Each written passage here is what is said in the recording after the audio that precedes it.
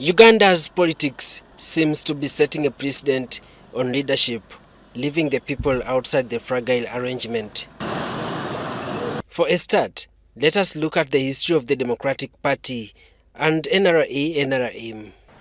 We were wondering, why did DP separate from NRM? Because they were partners between 1986 to 1996, I think.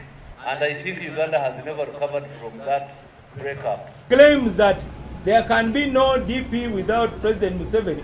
There can also be no NRM without DP. Because DP was part and parcel of that struggle which brought NRM. And that is why our top leaders joined the NRM government. All those who died in Luwero Triangle, the majority were DPs. So what happened after more than 25 years of separation? Chairman Mao, we are very happy that you have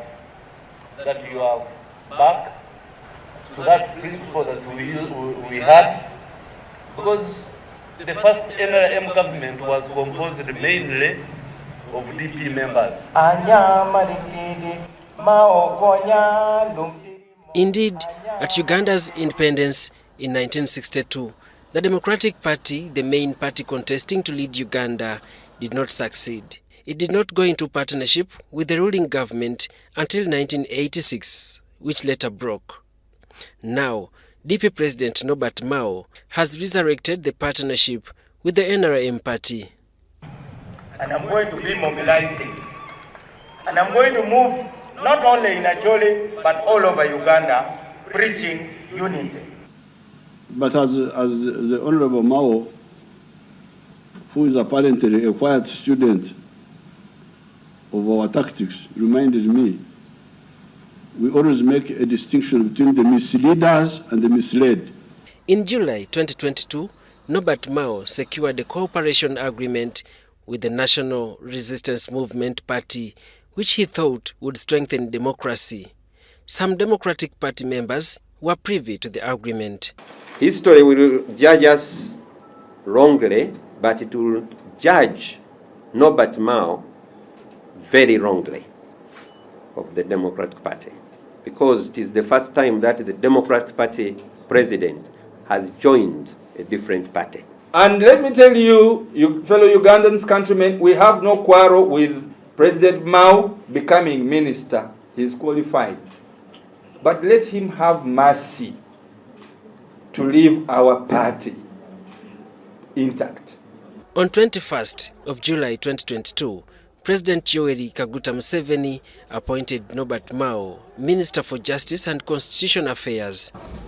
And in addition, we have issues of human rights. We have issue of prisoners that have been in prison, political prisoners. It is good you've come at this time, and we hope to get the best out of you.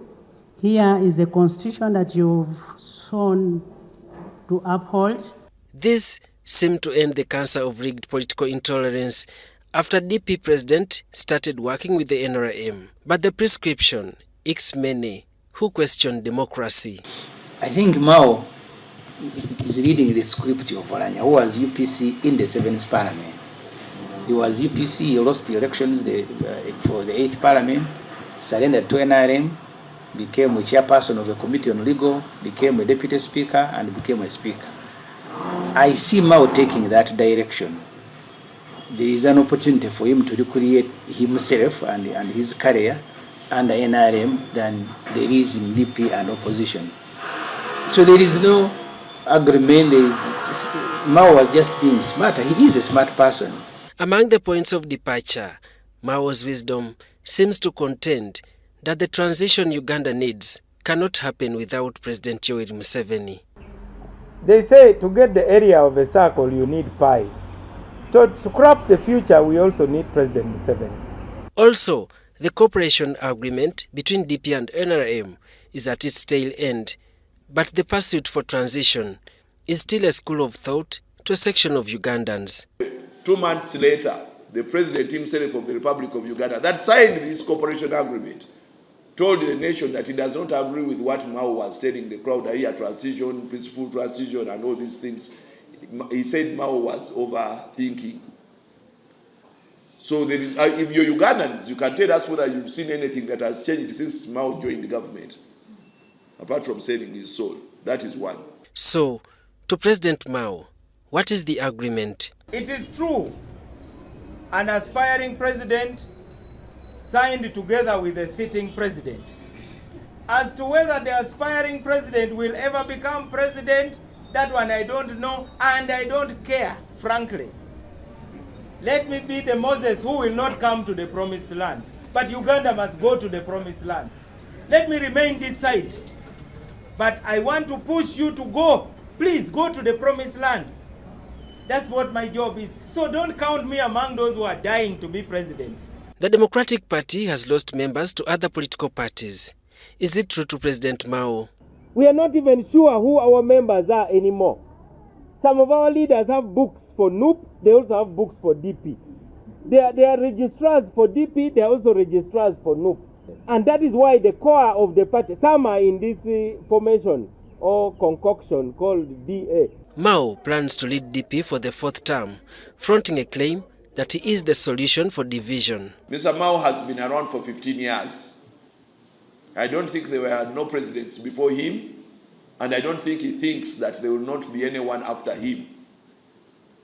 And I would want him to show us his levels of unification that he has done.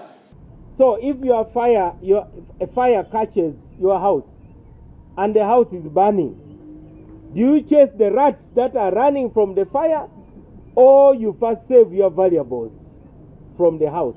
Most leaders in Uganda seem to be power hungry and will do what it takes to maintain political positions. But the interests are what the population question. Uganda is still a very delicate democracy. If it was like a cemented floor, it is still wet.